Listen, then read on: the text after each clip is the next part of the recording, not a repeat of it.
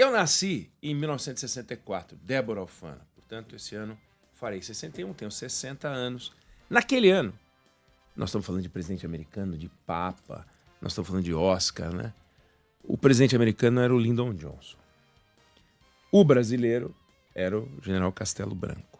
O Papa era o Paulo VI. Paulo VI. Eu nasci com o Papa Paulo VI, que eu conheci, estive com o Papa Paulo VI. Não que tenha entrevistado, né? Mas cheguei do lado do Papa.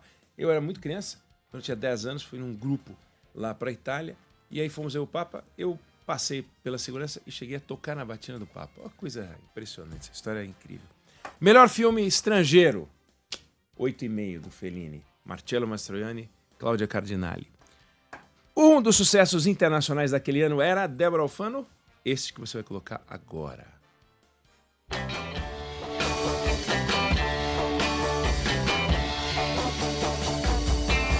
Oh yeah, I'll tell you something. I think you'll understand. Com esta música tocando, não que minha mãe tenha colocado na maternidade, nem tinha essa opção, né? Você vai ter que levar a Victorola, para não ia dar muito certo. E uma música nacional que fazia muito sucesso, bom, acabamos de ouvir Beatles, né? I Want to Hold Your Hand, mas também fazia muito sucesso esta música. É proibido fumar, diz o aviso que eu li. Roberto Carlos. Esse era o tempo, e lá se vão 60 anos, que é uma eternidade, os carros não tinham airbag, não havia obrigatoriedade do uso de cinto de segurança nos carros, se fumava nos aviões, aliás, até pouco tempo atrás, considerando isso, as televisões eram em preto e branco, muita coisa mudou.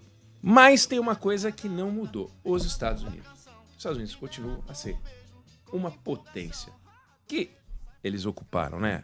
Tomaram o trono do Império Britânico no final do século XIX, se consolidaram ali pelo início da Primeira Guerra Mundial, viraram uma potência econômica e financeira monstruosa, perto de 30% do PIB do planeta no ano em que eu nasci. E se você for pegar hoje, não é muito diferente. 27,5, 28, depende da conta que você faz, depende da fonte. Tem mais ou menos o mesmo tamanho.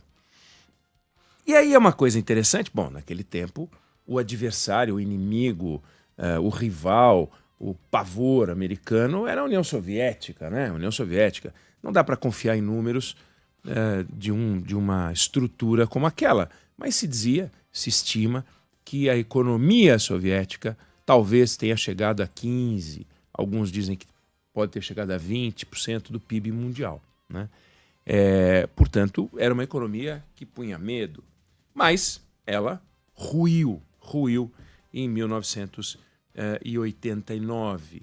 E quando ela ruiu, aliás, o Papa já não era mais o Paulo VI, o Papa já era o João Paulo II, mas ela ruiu, e aí o mundo foi se redesenhando. E é interessante, porque quando a gente pega do ano que eu nasci para cá, você tem histórias de países que cresceram numa velocidade muito rápida.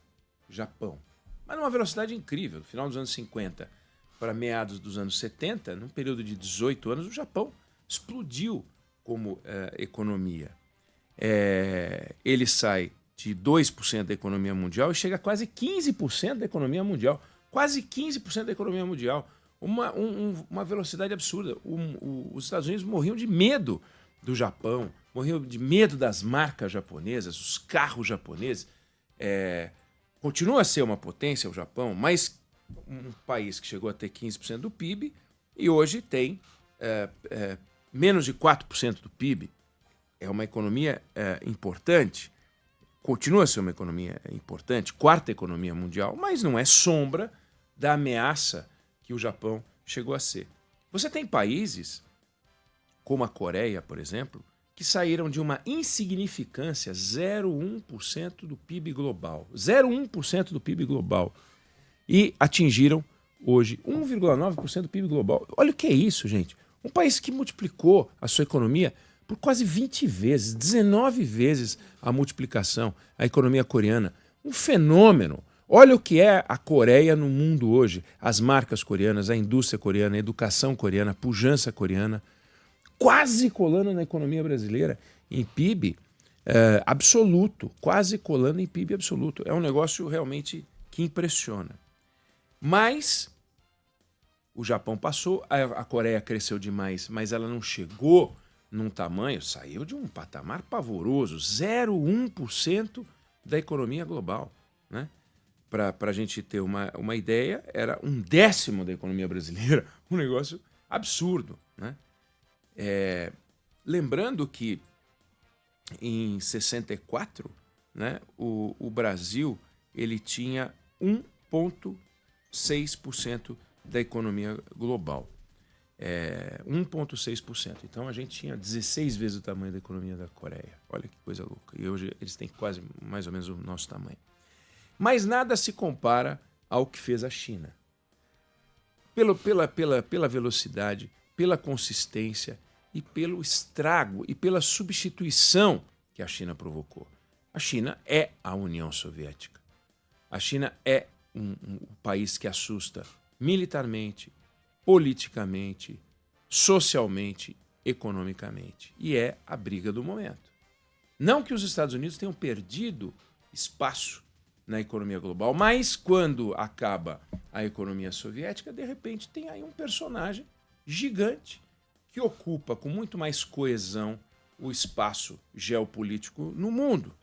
Então, a economia chinesa, que tinha 3% da economia global no ano em que eu nasci, e o Brasil tinha 1,6%, então eles eram... nem chegava a ser o dobro da economia global.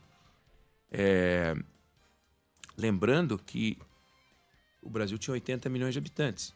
A China tinha 700 milhões de habitantes naquele tempo. Então, se a gente tinha 1,6% da economia global e eles tinham 3%, com quase 10 vezes mais população, você faz as contas, o nosso PIB per capita era 5 vezes o chinês. 5 vezes o chinês. Porque a gente tinha um PIB para alimentar 80 milhões de pessoas, eles tinham um PIB para alimentar, que era o dobro, menos que o dobro, para alimentar 700 milhões de habitantes. Então era um perereco. Aí hoje a economia chinesa chega a 18% da economia global. 18% da economia global. E quando você vê o PIB da China per capita hoje é maior do que o do Brasil. O PIB per capita. A economia, sem dúvida nenhuma, é maior do que a do Brasil. E aí você vê que loucura. Olha só que interessante, eu fiz uma conta aqui. Alguns países, Japão, né? Quer ver? Olha que coisa interessante. Aqui. Naquele ano que eu nasci, a Alemanha tinha o dobro da economia chinesa. O Japão era maior do que a economia chinesa. O Reino Unido era maior do que a economia chinesa. A França era maior do que a economia chinesa. A Itália era um pouquinho menor. Mas hoje, se a gente somar as economias da Alemanha, do Japão, do Reino Unido, da França e da Itália, ainda assim a China é maior. Olha que loucura! Todos esses países que eu citei eram maiores ou um era um pouquinho menor. Você soma todos eles hoje e a China é maior do que eles. Então dá para entender o desespero americano. Dá para entender o processo de aproximação e distanciamento. Aproximação eu digo porque o presidente Richard Nixon esteve em 72 numa viagem histórica para a China, uma viagem que demorou quase um ano para ser organizada. E todos os presidentes americanos, com exceção do Jimmy Carter, visitaram a China. O Jimmy Carter que formalizou as relações com a China, todos, inclusive o Donald Trump. Então, teve um processo de aproximação diplomática, no entanto, de um distanciamento e um medo. Você vê, o Donald Trump fala de todo mundo, fala do México, fala da França, aliás, do Canadá, fala da Europa, citou o Brasil, mas o negócio dele é a China. O negócio dele é a China. E a China faz com que os Estados Unidos tomem providências para tentar produzir um crescimento a fórceps, tentando tarifar o planeta Terra inteiro numa guerra comercial e protecionista, tentando ver se conseguem aumentar essa distância, diminuindo o PIB chinês e aumentando, diminuindo a participação do PIB chinês e aumentando a participação do PIB americano na economia global, o que é um desafio extremamente complexo. Primeiro, para ser feito. Segundo, para ser feito de uma vez. E terceiro, para ser feito da forma como o presidente americano resolveu fazer. Não é um crescimento lastreado na busca da produtividade e da competitividade. É um crescimento baseado naquilo do que a gente quer se livrar como nação brasileira, que é o protecionismo, que é o fechamento dos portos, que é o fechamento tarifário, no caso, criando barreiras para tornar cada vez mais complexa a entrada de produtos, para encarecer a entrada de produtos. Não são barreiras não comerciais, são barreiras comerciais para encarecer a entrada de produtos e assim tornar a economia, o empresário americano um pouco mais livre para poder vender seus produtos, que é uma teoria. É uma teoria que ela é confrontada por todos os especialistas. Os especialistas, sejam liberais, sejam especialistas um pouco mais à esquerda, a percepção é: você não consegue fazer uma economia crescer, a não ser quando você está protegendo pontualmente e cirurgicamente um determinado setor. Você faz uma proteção do contrário para ele poder florescer. Como você faz quando tem uma plantinha que você coloca aquela varetinha, põe uma cordinha para a árvore nascer retinha, protege ela. É natural, né? Você leva as coisas para uma estufa, né? Você protege o bebê quando ele está nascendo. Mas uma startup, mas não dá para você fazer isso com uma economia. É impossível você fazer com isso com uma economia, porque você não consegue ter eficiência em todos os setores, ainda mais quando essa eficiência é artificial. O Brasil viveu essa experiência e foi lamentável. Então, eu quero chamar a atenção e coloquei esses números para você entender o processo. Alguns países cresceram mais, mas não chegaram tão longe. Outros países cresceram mais rápido, mas não chegaram tão longe. Outros países se tornaram uma ameaça militar talvez mais concreta ainda, mas logo ruíram. A China, não. Então, se os Estados Unidos detêm uma força espetacular, porque quando eu nasci eles já eram pujantes há 80 anos e estão aí há 140, 150 anos com força e pelo menos há mais de 100 anos controlando a economia e as finanças do planeta, você viu nascer nas últimas décadas uma nação planificada, com um Estado forte, o oposto de tudo aquilo que a gente quer. No entanto, ela consegue assustar os Estados Unidos. Qual é o nosso desafio como nação? Olhar para esse cenário sem paixão, olhar para esse cenário sem fã-clube, olhar para esse cenário sem fazer apostas. Nós não podemos fazer apostas, nós temos que fazer movimentos de aproximação, movimentos de distanciamento, olhando para os nossos interesses e olhando para as oportunidades.